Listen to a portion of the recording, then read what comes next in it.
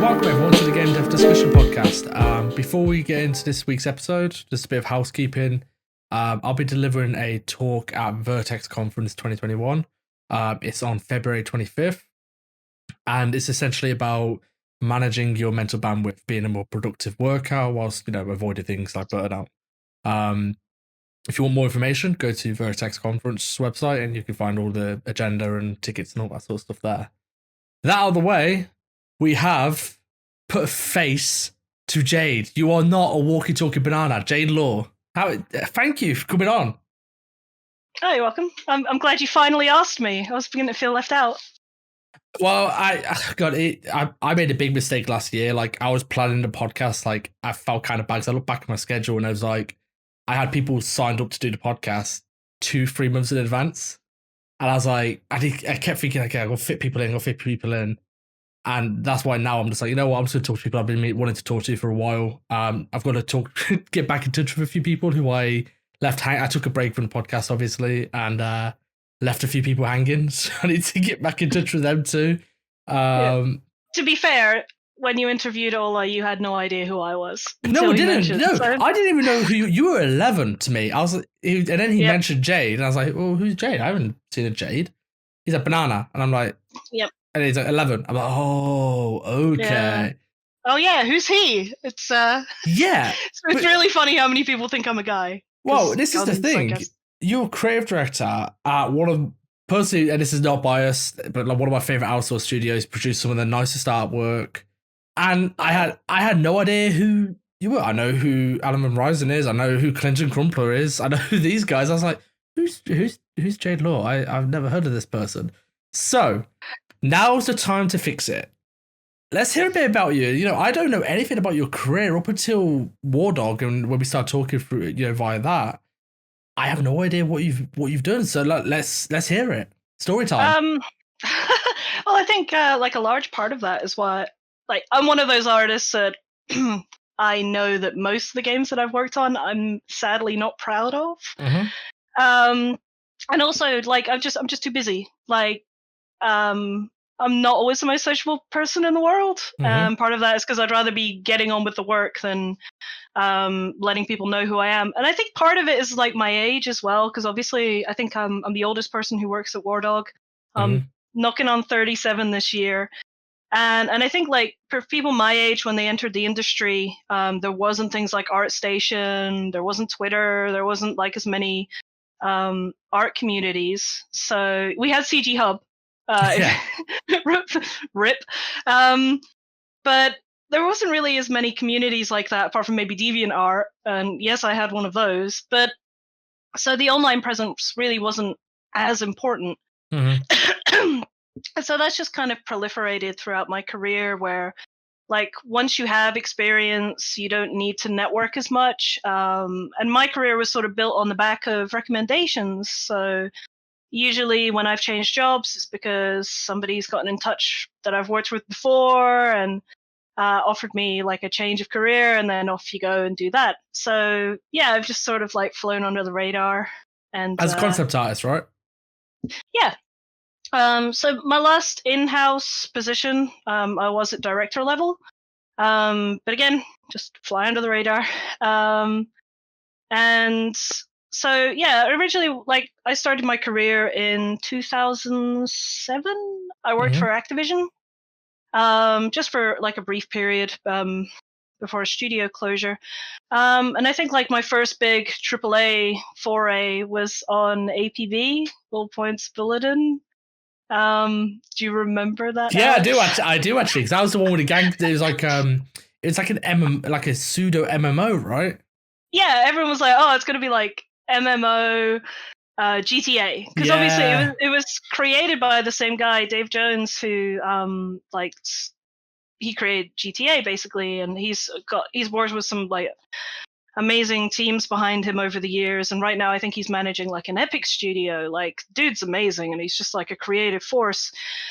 Unfortunately, as you know, APB kind of didn't release to much success, but like I was on that for a couple of years, and it was honestly like one of the most amazing studios I'd ever worked for. It kind of just opened my eyes to what like creative teams could be like, and I got to work alongside some like really amazing artists. But the thing is, like, the studio obviously went under.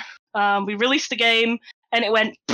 Yeah. So 400 people lose their jobs and just dissipate across the world to like many other studios. It's always interesting how many times like I'll start working with new studios and they actually have somebody there who worked on that project or knows someone who worked on that project just because of how we spread about after that. Like 2 years ago, like I used to drink a lot at Gorilla because like a lot of my friends work there and free beers on Fridays. And I bumped into somebody who used to work at Real Time Worlds. It's just again, it's a small industry. It's Um, scary. yeah, so because of that, like just I have this like massive network of people I know that maybe you've never heard of, but whenever some work became available, they would get in touch with me, and I guess like just it's it's as much about how you can do the work and what your rapport is with Yeah. people, being able to make deliveries, and especially if you're like working freelance. But I think primarily I've mostly been in house because I've struggled with freelance in the past. Mhm. But from Real Time Worlds, I went to Jagex briefly. Mhm. Jagex wasn't really for me. I think I thought it was very different to what it was going to be, and the Cambridge area wasn't really. Sorry, Cambridge is beautiful, but Cambridge like area, it's somebody always said to me that you get like those 3 check boxes with your career: live somewhere you like, have a job you like, and be in a relationship you're happy with. And those 3 never align at the same time. And I think Cambridge is very much one of those places where the job didn't really suit me and I hated living there. So I got offered a job to work on Apb Reloaded. And a lot of people told me like not to because they weren't sure if it was, how could you revive this? How can you make it work? I took the job and off I went again. Concept artist on APB again. So this must have been around about early 2010s, I think. Mhm. That was roughly the time I started freelancing. And I freelanced on a couple of projects then that I can't really talk about Okay. still to this day. It's a shame when The that shit happens. I hear these Yeah, horror stories and I'm like, that sucks.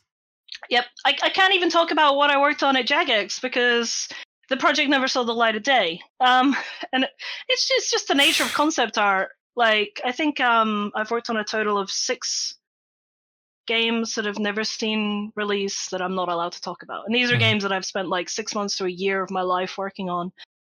It's just the nature of the job. You have to learn to enjoy the Mhm. process as much as like the final outcome, right?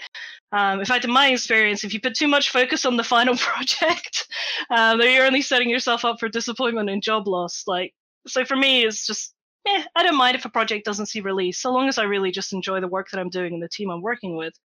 Um, so I stuck it out at Reloaded for a little while. That's when I moved into freelance a little bit then because people started getting in touch with me about the work that I was doing.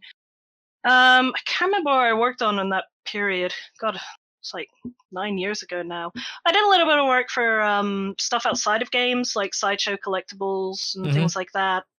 Um, and then I think I worked for a mobile studio after that. My God, I'm getting so old. My memory's going. Yeah, I worked for a mobile studio for a little while. I can't remember if there was something in between. Oh, I worked for Unity for briefly for 6 months contract with Unity Technologies, working on the tutorials for their engine. And then I went to work for Outplay, who are a mobile studio in Scotland because I wanted to come back to Scotland. And that was a real eye opener. That was when like mobile was like the big thing. Yeah. And it was Yeah. all like, yeah, mobile's going to be like super exciting. And I have a tendency to like chase interesting technologies. Yeah. So I went to work in mobile for a little bit, but I think it became apparent after like a year that mobile wasn't really my thing. I guess they offered me the job to work on something similar to Magic the Gathering. All right. I worked for them as a freelancer. I did some card designs, like creature and character stuff that was meant very much similar, similar vein to like Wizards of the Coast stuff. And I was like, yep, love this. Um, So they brought me on board to like work on that project, but that project never saw the light of day, and I quickly got moved on to like more mobile-y looking games. And I guess like it was, I think it was apparent to everybody that this didn't really suit my art style or my aesthetic. So what did I do after that? What I need to know is how the hell have you gone from mobile and APB and in I've worked on Unity so to many now things. doing fucking obviously you're with Wardog. I mean, you work in a studio, you're producing some of the highest quality, like I mean literally the industry looks to some of the Wardog art and it's like this is kind of a standard here. How have you gone from mobile games to this? Well, I think it's just like part of like the DNA of my career, to be honest. Like I think like no matter what I end up doing, like I want to do the best. And I want to push things. So yeah, I've even worked in like VR and stuff. Like worked on a few Oculus first party titles. I think the last game that I worked on prior to Wardog was Predator Hunting Grounds. So, like, and this thing, I've worked on like a ton of AAA games. I've worked on a few mobile games. I've worked on VR games. I've never worked on an indie game. But like, variety is the spice of life, right? And I think that each of these experiences has taught me something new and challenged me in different ways. And I think that when you do concept art for this long, you kind of need that.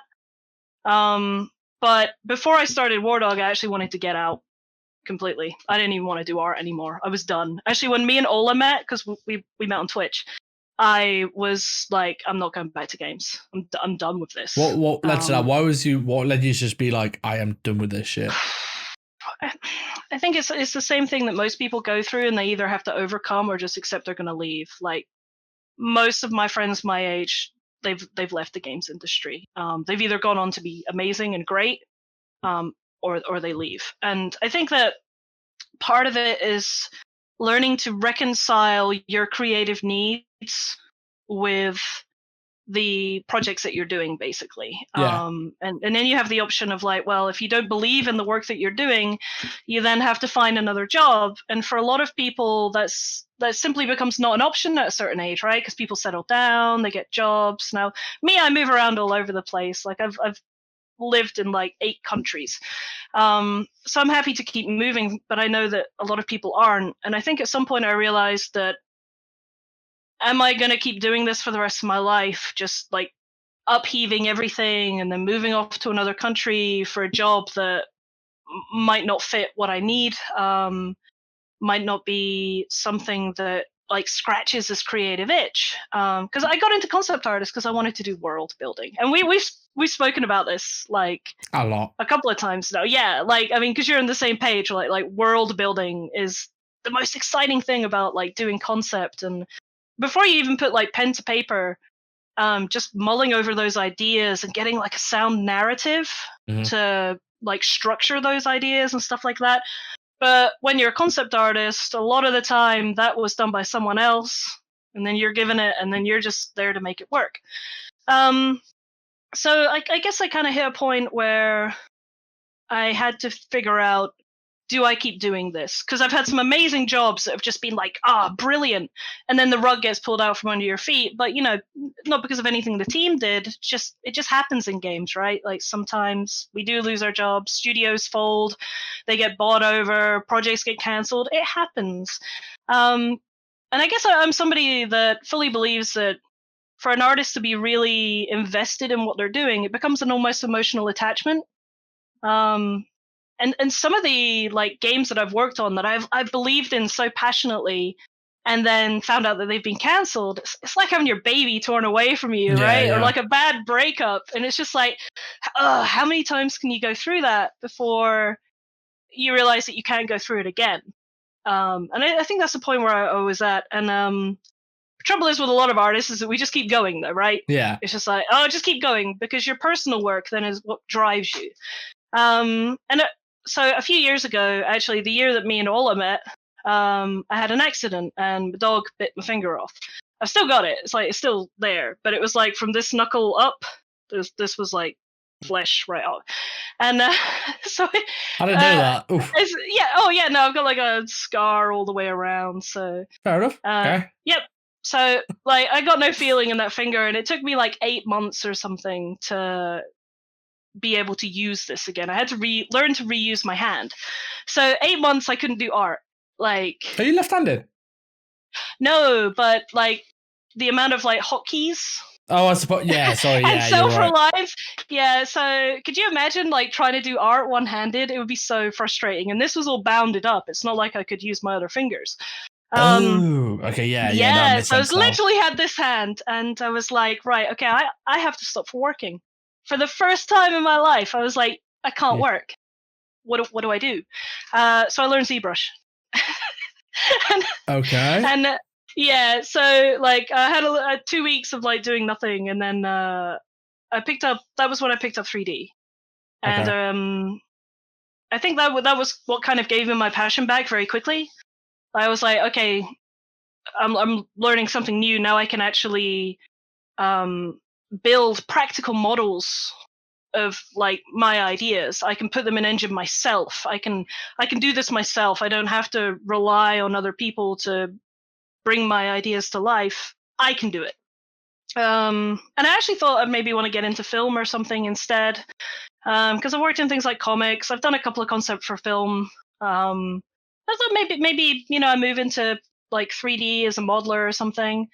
I started streaming, Okay. talking to other artists about my experiences. I never told anybody who I was, as is tradition. And that's how I met Ola. And he said to me then, like, "You'll go back to games." I was like, "No, I'll never go back to games. Fuck games industry." But then that was when I started my first business. That's when I started Tank.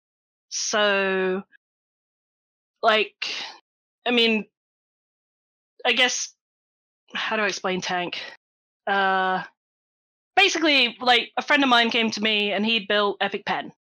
And he asked me to do a UX and UI pass on it, because, like, I guess when you've been working in games, like how long I have, concept artists traditionally also did a lot of UI. So I was like, okay, I'll do a UI pass. It's not like I got anything better to do. So we finished that and we released it. And over the course of the next couple of years, it started making a lot of money. I went back to games and I ended up working on a bunch of other projects because it drew me back. It's like a curse. But then I hit a point like 2 years ago where Epic Pen was making like quite a substantial volume of money for something that was developed by 2 people. And I realized that I no longer had to work.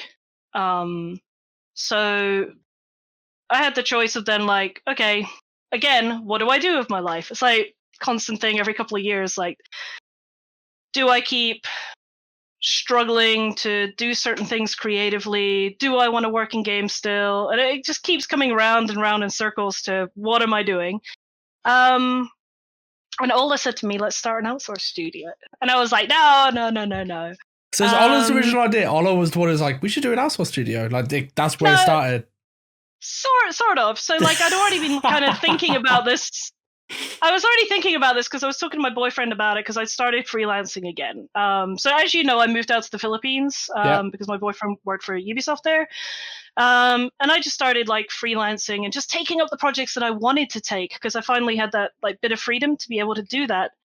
And I worked on a few like fashion industry projects, like clothing companies, doing simulation work for them, because over the last couple of years, ZBrush kind of took me into like Marvelous Designer and Houdini, and again, chasing that technology. So I think like this was the time where Ola was talking to me the most, and I was like, how do I help other artists? Because I've got all this free time. I don't have to take a job. I don't have to work in a studio if I don't want to. But I miss being a part of a team. I miss working with artists. I miss like all this creative discussion. Right? It's like the best part of the job is working with other people. But you don't get that as a freelancer.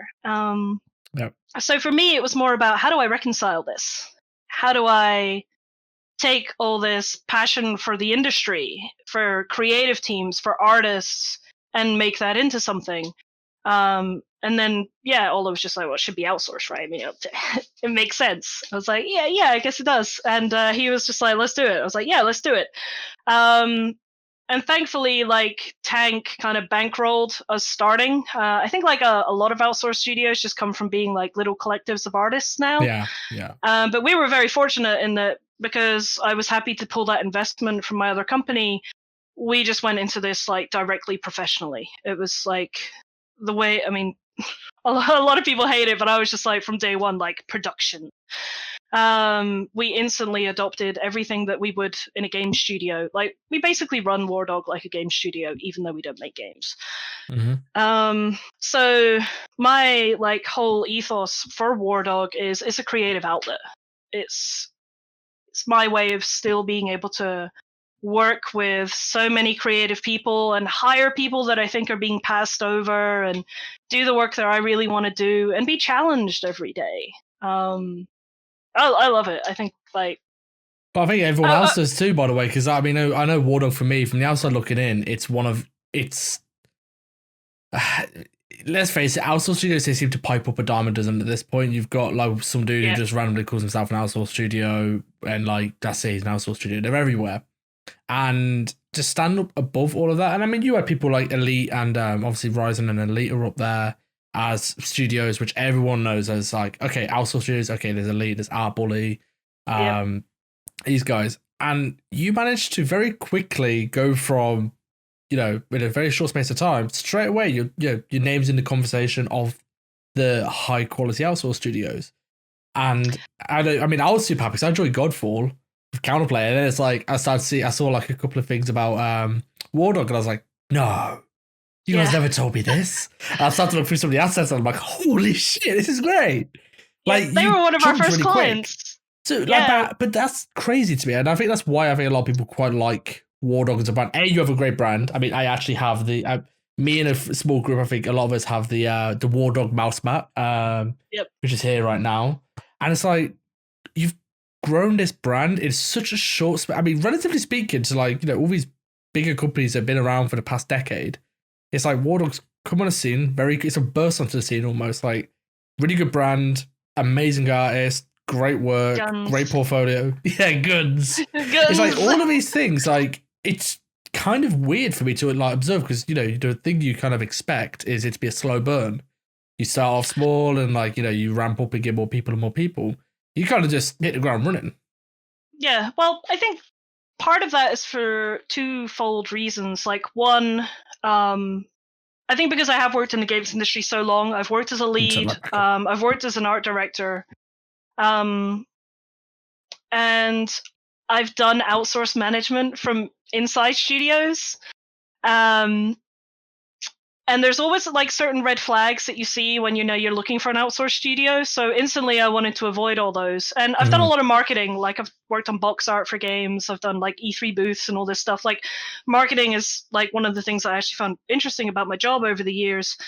So it was just like applying all that knowledge to starting a new business, and also everything I'd learned with Tank as well, which is a business that nobody's heard of, because we put all the marketing side of that went into the product. It went into Epic Pen.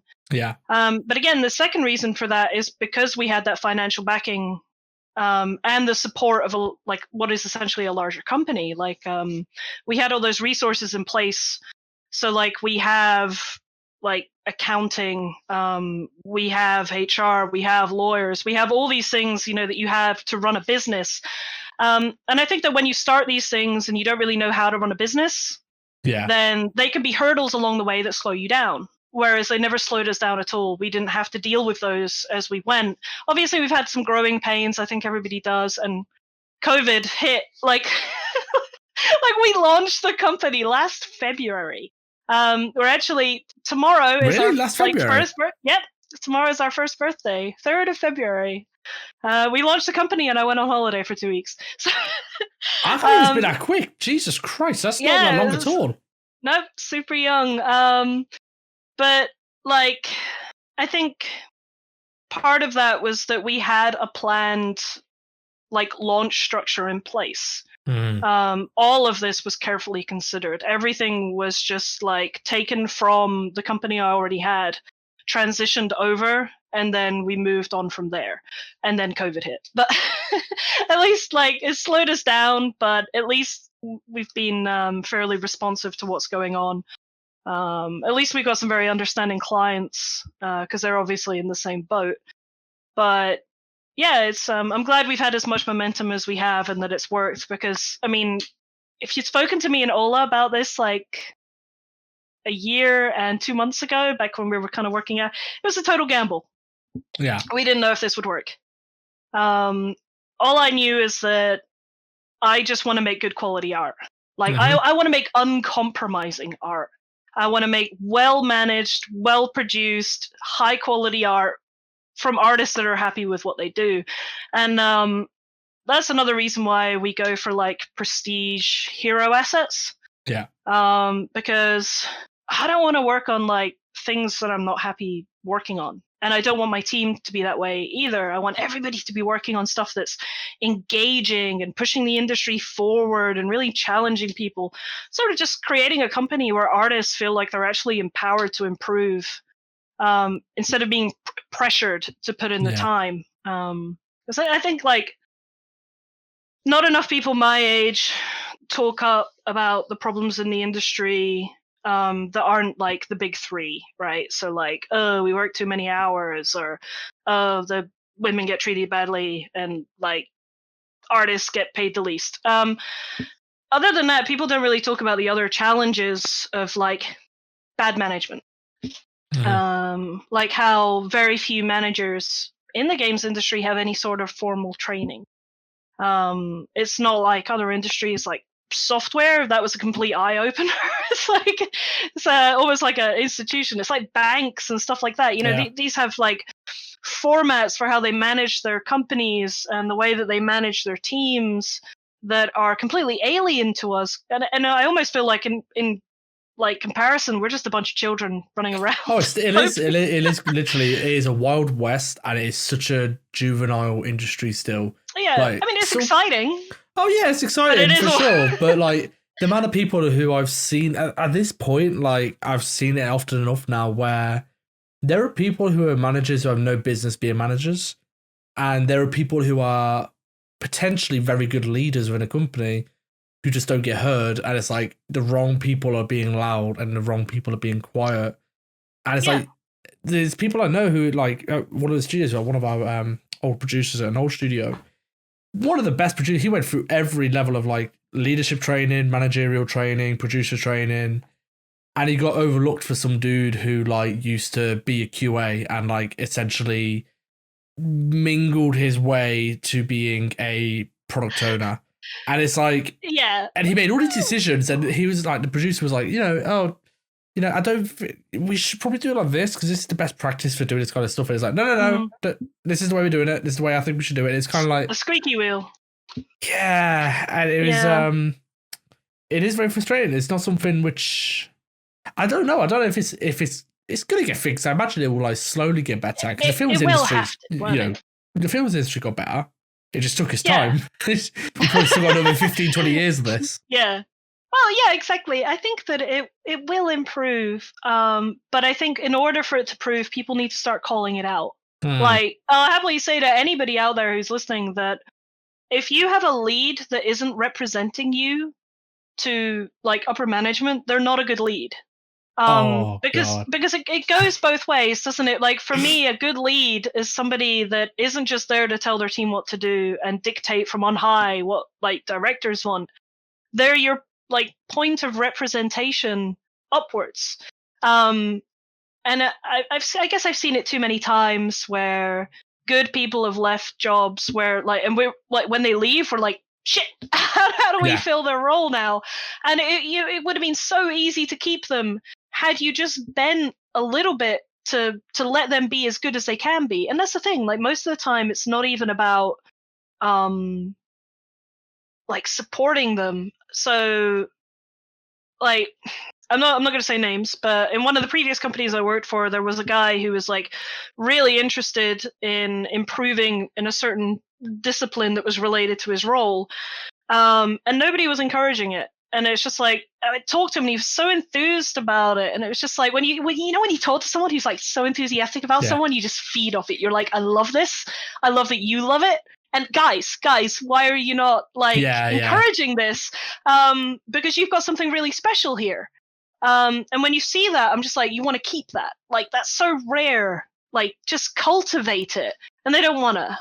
And then, and he left. Of course he left. He got really good and he left. I think this comes from, and this is I've spoken about this at length. I think this is the nature of the way we handle how we source our leads within the games industry. Because what tends to happen is your best artists are like, oh, okay, we need a lead, someone to manage people. Who should we get to manage? Well, we'll just get like the best artists to do it. Yeah. And now I'm very lucky. Like I've had good leads and I've had bad leads. And at the moment, I've got Tim as the art director and Evan as the asset lead.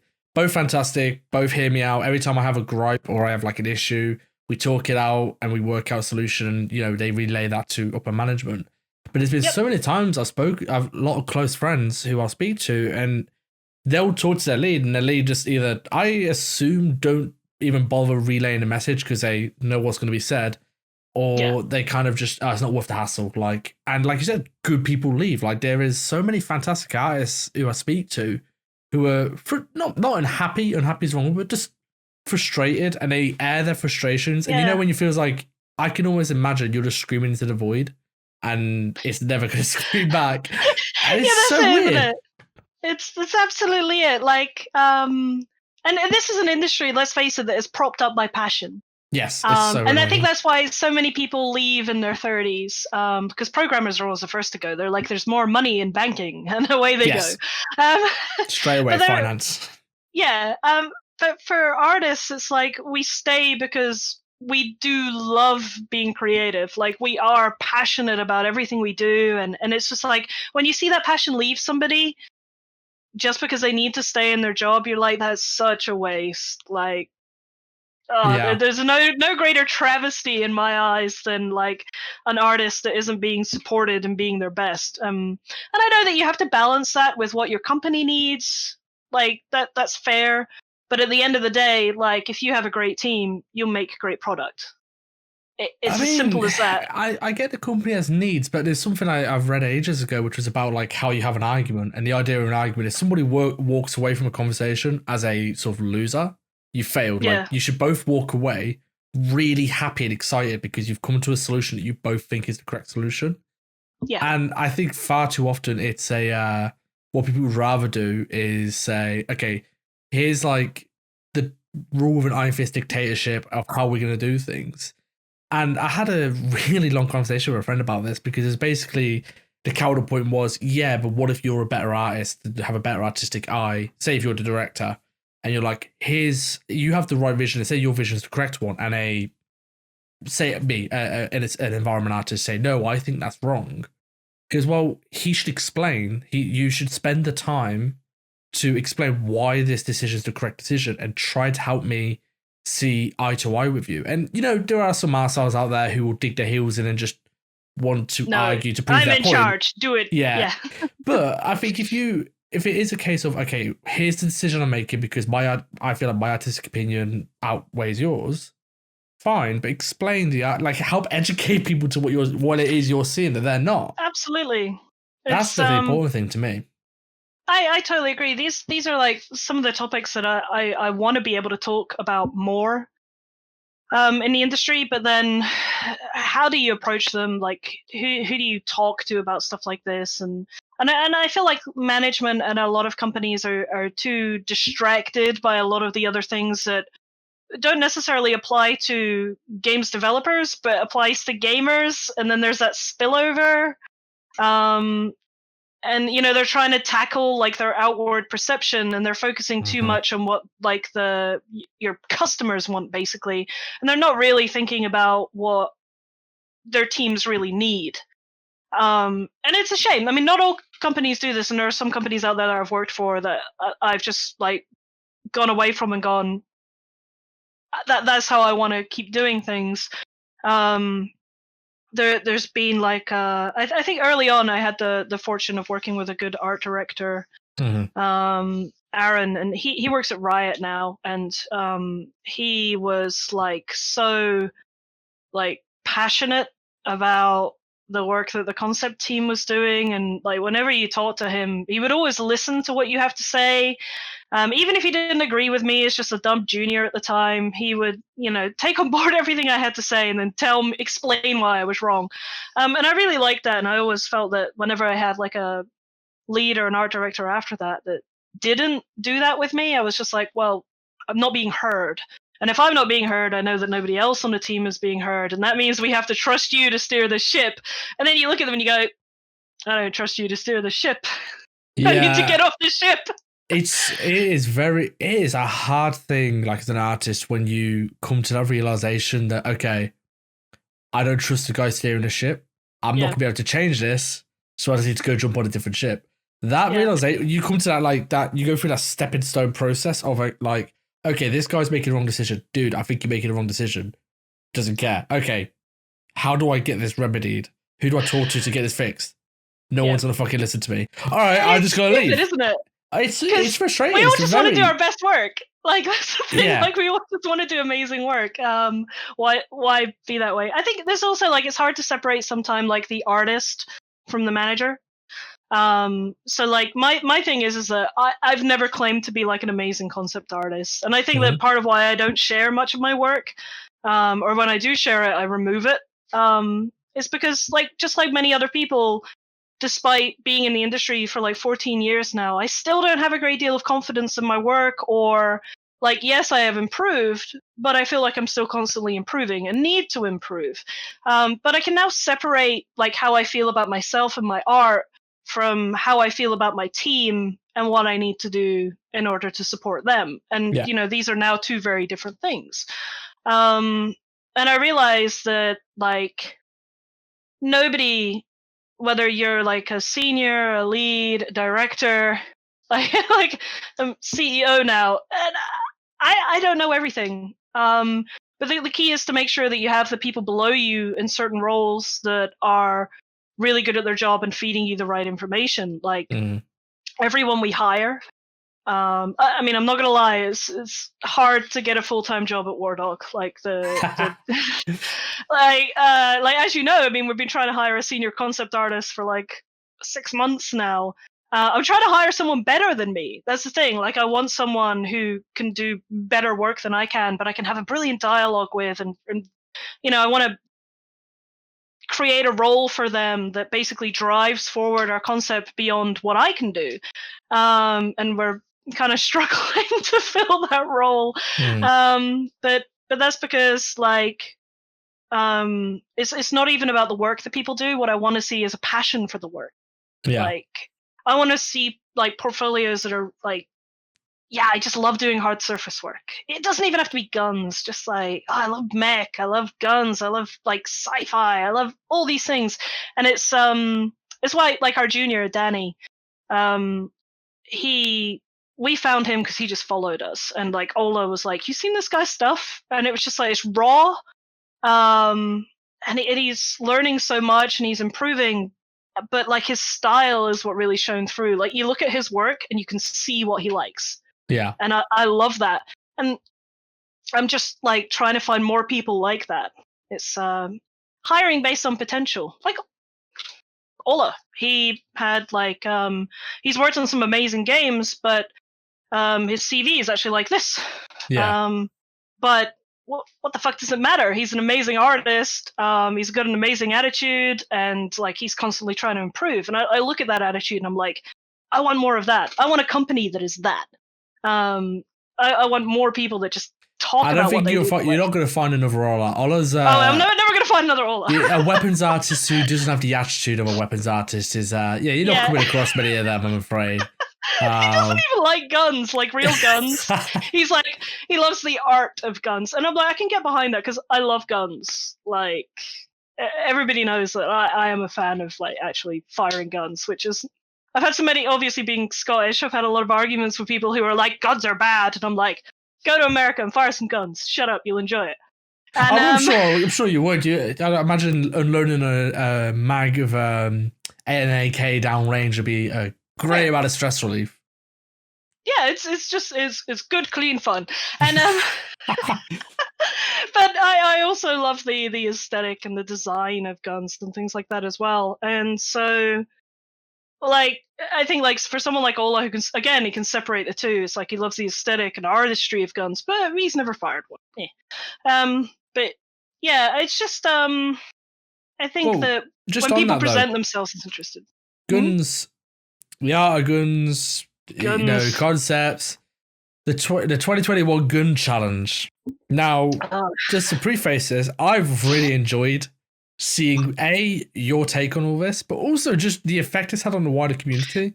Seeing a lot of my friends. Well, yeah, you were in over your head. As soon as I saw this, I was like, no. And this is too stressful one concept artist. But the effect it's had on the industry, and I want to say, the local industry, the people around us, our direct connections. Little community is. Yeah, people are like, oh no, I'm going to pick up 3D artists who aren't concept artists. I'm like, no, I'm going to try and draw a gun. I'm going to try and do this.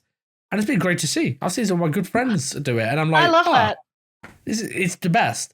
So it's 3D artists doing concept. I'm like, brilliant. And not even in 3D. Do that? Where did this whole idea come from, and how? I mean, you're an experienced person. How the fuck did you think you're gonna do this? Stupid decisions. Multiple reasons. Last season of Teamfight Tactics was garbage, so I need to fill the time slot or something. But no, it's so one of the big things obviously is that nobody knows who I am. So when nobody knows who you are, how do you attract other concept artists? How do you even start having those conversations? So Ola was like, you need to start showing your work, because we do some really cool stuff in house. Like, I know we can't show it yet, and we'll probably not be able to show a lot of it for years. And it usually comes around where clients go to us, "Do you guys do concept?" And we're like, "Well, yeah, we do." And obviously, we've got a great variety of styles in the work that we're trying to approach. And it's still like not clear to a lot of people about what I actually like to do. And I think the only concept that we had from me, well, actually no, we had two concepts on release, which was the crossbow that Doru built, and the war dogs, the character stuff, nom de guerre. That was where the name Wardog came from. That collection of characters. And that's really like the style of work that I like to do. And like kind of weekend warrior looking like combat fash stuff. And I was just like, I don't like sharing my work. And Ola's like, you need to start sharing your work. I'm like, I don't want to share my work. And I was just kind of joking around in like the Wardog Discord about like doing some kind of challenge. And I only picked 2021 gun because I said 2020 gun. Aha! Such good fun. And I stupidly stuck to it. I was like, right, I'm going to do a gun a day. And yeah, I mean, part of it was to like get people to understand that I do design guns and I'm more than just a marvelous designer preset guide on our station. And like share not only that, but share like a variety of styles. It's also helpful for me to share this work with the rest of the team because obviously there's a variety there. I love sci-fi stuff. Everybody knows this. Like near future sci-fi stuff is like my favorite. But I think any concept artist likes to do a little bit of variety, right? And like the challenge and doing something new. So I think sometimes when I'm doing work internally, when I'm doing stuff for clients, there's some ideas that I want to explore that are maybe outside the realm of what they want. And I'm realizing that, I need to start doing more personal work. I need to find the time. But everybody knows I'm busy. Like I work 14-hour days. I've just got a lot on my plate right now. And so it was like, well, where can I find the time? Stop playing my daily game of TFT, and 45 minutes, what can I do in that time? I can design a gun. So I think I'm at like 28 guns right now. Yeah. I'm regretting it. Why not just dial back to like a gun a week? Like, nah, it won't get done. There's, I think what's been great about it is I've actually managed, like we were discussing this just before the podcast, where I've managed to learn a lot about myself through this. Because usually when you do work for clients, there's a certain process that you follow that helps you like achieve the best design. You do your thumbnails, you have a conversation, you do more thumbnails, you have a conversation, and then you take one of the ideas, chop them together, develop it. It goes through all this iteration before you get to a design. Like some guns can take weeks, some can take months before you have like that perfect design. Whereas with these, I've got 45 minutes.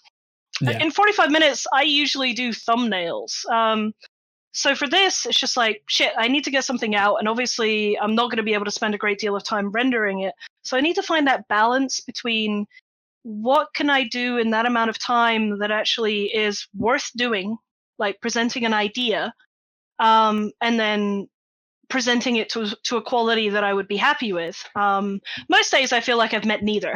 Look at some of these designs and I'm like, what? And then some of the ones that I was just like, I've got a stupid idea, I'll just do this today, are the ones that are really popular, like Fish Gun. Like, what the fuck? People like Fish Gun. Of course I like Fish Gun. Fish Gun. I was surprised to find that trending the next day. I was like, you know what? You need to get that made. So did you play TF2? Yes. So do you remember the scout had the fish, and if you killed someone with the fish, like it could and it had the physics, weapon. And it like flopped around. And it flopped around in the newspaper, yeah. Yeah, you need to get Ola or anyone to make the fish gun and actually animate it and have a hand where it waves around and it's like wobble. No, it's bronze. It's bronze. No. You should make it a wobbly fish. Wobbly fish. Well, just jiggle bones. Well, I'm actually going to build it myself. Nice. Because again, a lot of people don't know what I do. But I don't mean to toot my own horn, but I'm one of the better ZBrush artists in the studio as well. I just don't get to do enough ZBrush anymore. Mm-hmm. So obviously we have the Wardog Twitch stream. And so when that's back up and running, when we're not working from home, I'm going to build it. Nice. And Dora's going to help me texture it. So yeah, not a bad person to help either. Doru's pretty amazing. Exactly. And I love like collaborating with Doru on this type of stuff as well. So yeah, I'm gonna build it. It's gonna be me. But Ola's building like a couple of the other guns. Like he really liked the sniper rifle from the first week.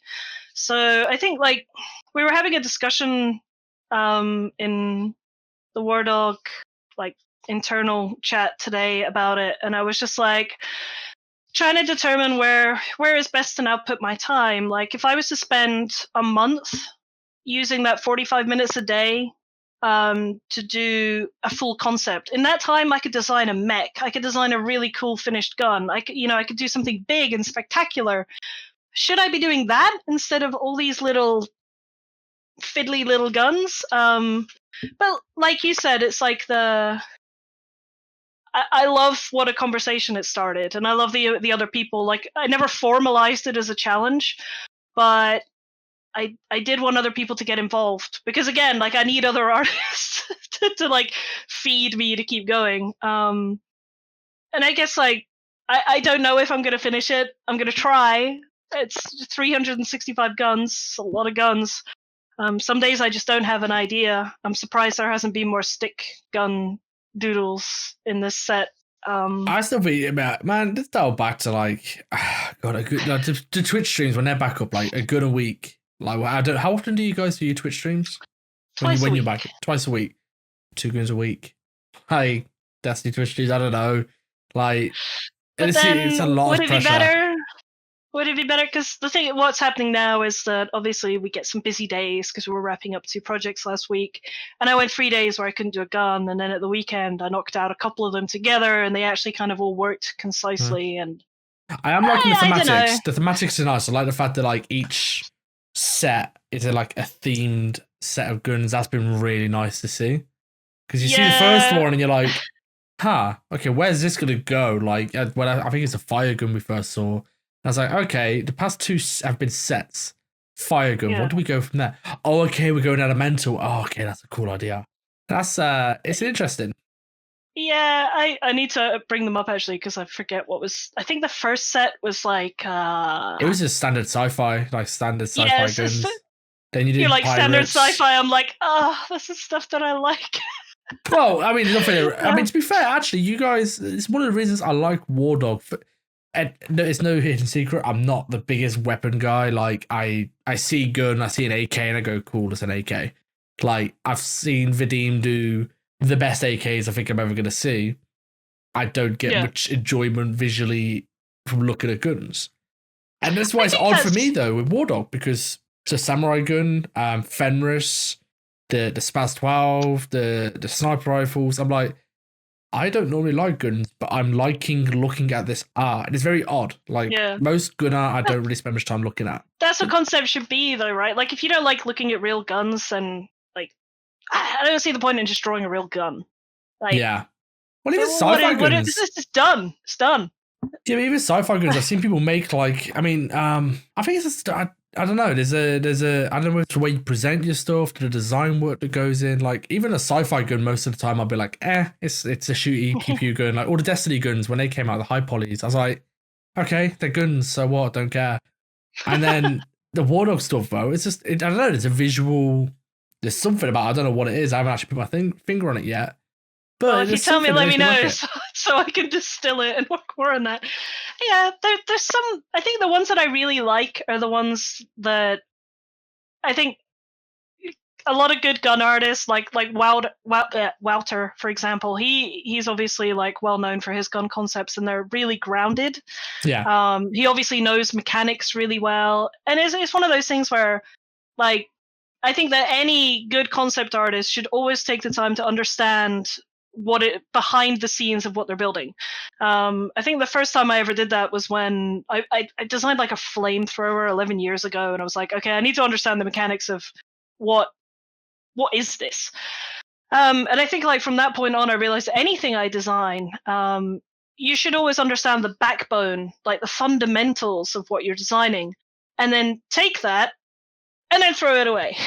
and then just like focus on your aesthetics, like what is visually appealing, because at the end of the day, we're like, I've always considered myself like primarily a games artist, right? And so the focus for that has always been on what is visually appealing to look at in a game. Where are the opportunities for animation and color and VFX, and how does it look like this, how does it look like this? It's a character, right? So when you're approaching guns in this manner, then you kind of have to pull back the restraints of, okay, now I need to make this thing actually work, because right now it doesn't have a barrel, or like it can't be held. And I think some of the 2021 guns are still kind of like, they never got to the point where I ran out of time and I just couldn't fix them. And I was just like, okay, I know you'd break your wrist if you fired this, but I think like that's the fun of concept art, right? Like to explore that. And primarily that's what these are. For me, like why they're so different, every gun, some of them are thematic, but I don't want any of them to be like, oh, this is what this would look like as a sniper rifle. This is what this would look like as a pistol.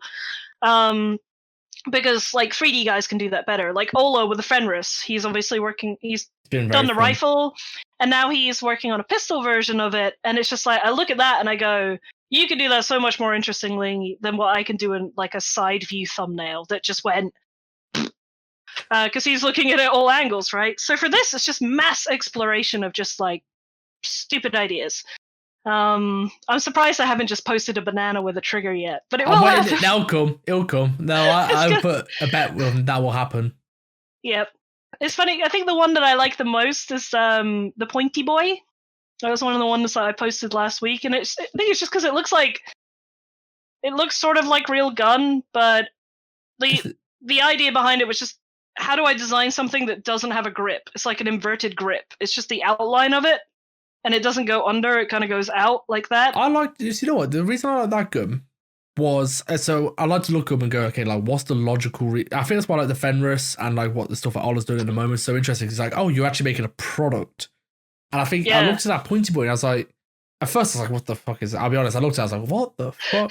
Then I was like, I can imagine this. I can imagine like a gun company being like, right, we have a contract with X military. Let's make the cheapest, mass-produced, low maintenance, easy to repair gun we possibly can. And that is a fucking metal tube for a grip. Pointy Boy. Yeah. It's good. I could see a logic to it. I mean, I don't know whether that's what you're going for or not, but to me as a viewer of the art, I was like, oh, I can see some utility to this. The weird design has a reason to it. At least in my head, that's the logic I applied. No, I agree, and I think like some gun nuts are gonna hate me for this, but I think that like the most important thing, like for most concept artists when designing stuff, is it's not about making something that works. It's about making something that's believable. Yeah, and it's no more than that. And if somebody who knows like everything about mechanics comes to me and said, Jade, that wouldn't actually work, I'll just be like, I don't care. To most people, it looks like it would work, and in the world that it would exist, you can justify it. Yeah. It's all about, can I justify how this works? So like the Pointy Boy, for example, is, yeah, it's kind of ridiculous gun, but actually, it's based off a real gun, is based off real mechanics. The only thing that's weird about it is the grip and the stock. It could theoretically work. Would it work? Probably not. There's probably a reason it hasn't been built. Bit uncomfortable to hold in your hand. You imagine all that good pressure, like from a thin pole, like pushing into the palm of your hand. I imagine that probably hurt but then a you can bit. justify that. Yeah. Maybe it's for people with robotic hands who don't have to worry about that, or you don't know. That's the thing, and that's another thing that's like interesting about like weapons design and guns design, because like we both worked on Godfall, and we built the weapons for those, and a lot of those swords are just mad. Like they're like, most of them are bludgeoning weapons, but it's cool because they work within the rules of the world. And that's really the most important thing. And I think that not just for concept artists, but for art directors as well, it's about making sure that everything is like cohesive and concise within the world that exists in. But for 2021 gun, it's just a case of whatever. 365 guns to design. Some of them are going to be hit and miss, and some of them are going to be fish guns. But I think what's really interesting for me is like learning more about what people actually like about this stuff, because everybody always obviously loves our guns, and it's just nice to see what people like and dislike, because people are so passionate about this stuff that you do get like a lot of people saying like, oh, I don't like this one because of this, oh, I don't like that because of that, and to me that is as valuable as somebody telling me why they like it. So it's just pretty good. And also I think that in a way that's where, because nobody knows who I am, it's actually very helpful, because I think that when you're like a really good artist, like when you're just so good that nobody will criticize you or your work to your face, it's like it's hard. Like, and I some of my friends are that good. I'm not gonna drop names, but they're that good. And they're like, yeah, people don't tell me what they think anymore. They just love everything I do. And I'm just like, well, that must be nice. there are some, so I'll wrap up with this though. There are some, so like 3D Fast Track, for example, I fucking love that community. I'm not very active in it. I don't go out looking for feedback much. Of most of the materials I'm doing for my own training to learn new pipelines. But some of the best props artists I know go there, and it doesn't matter how good they are, how many followers they have on ArtStation, they put something in there, they're getting feedback. Like, doesn't matter how good the piece is. A great example of this was John Joe's vending machine. The amount of times he posted a whip to me or to our friendship group, and I'll go, oh, that's looking pretty much wrapped up. And then he'll post it in 3D Fast Track, and I'll go look at the feedback, see what people are saying. They've picked out another 20 things, and he'll go through, and fair play to him. He went back and he fixed them things, posted it again. Nope, you've missed these 5 things. And I'm like, that doesn't exist. Because there's one thing that I will say for online communities, they're very nice. They are very nice people. They're not too nice. Just that's why I like 3D Fast Track. You post it in there, and you're gonna get something, and you're gonna get some. And if it's shit, they'll tell you it's shit. There are some communities which you post your work, and it's that's good, that's nice. It's like little thumbs up. Yeah, it's like, no, it isn't. No, you could do this better. Like, should go do it. That's why I mean, like I said, I'm not active in 3D Fast Track, but I appreciate that it's there, because I think it's producing and help produce some of the better artists in our industry, and it's pushing the quality barrier up. without worrying about someone's hurt feelings getting hurt. And I appreciate that. That's what you need. Because when you're in a job, I mean, that's how it is. An art director is going to tell you what they think. And I mean, if you can't take that feedback, then you're going to get hurt. But I think more communities could benefit from that, because I'm not active in a lot of communities. And part of this is why, like, I always say, like, with anything internal, I was just like, oh, here comes Jade to shit over all your work. And it's like, I'm mostly joking about it, because I'm not trying to actively do that, but I will, like, come in and, like, give some pretty, like, strong feedback at certain stages of development. But it's always with the intention of helping people, right? It's like, I don't see the point in, like, commenting something negative if it's not helpful. It's not about trying to bring people down. It's about trying to help them improve.